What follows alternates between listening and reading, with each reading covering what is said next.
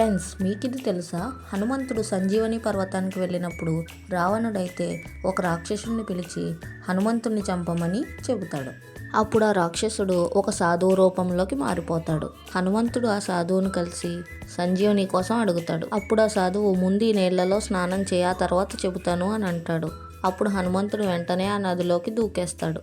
అక్కడ ఒక పెద్ద మొసలి హనుమంతుడి మీదకి వస్తుంది. హనుమంతుడు అయితే దాన్ని చంపేస్తాడు. అప్పుడు ఆ మొసలి ఒక అందమైన అమ్మాయి రూపంలోకి మారుతుంది. అప్పుడు ఆ అప్సరస బయట ఉన్నవాడు సాధువు కాదు, నిన్ను చంపడానికి వచ్చిన రాక్షసుడు అని చెబుతుంది. హనుమంతుడికి ఆ రాక్షసుడికి భీకరమైన యుద్ధం జరుగుతుంది. హనుమంతుడు ఆ రాక్షసుడిని చంపేస్తాడు. తర్వాత హనుమంతుడు ద్రోణగిరిపై సంజీవని కోసం వెతుకుతాడు. ఎంత వెతికినా అతనికి సంజీవని కనిపించకపోవడంతో హనుమంతుడు బాధపడతాడు. సమయం వృధా అవుతుందని హనుమంతుడు అప్పుడు ద్రోణగిరి పర్వతాన్ని మొత్తం తీసుకుని వెళ్ళిపోతాడు. జై హనుమాన్ అని కామెంట్ చేసి మన ఛానల్ అయితే సబ్స్క్రైబ్ చేసుకోండి.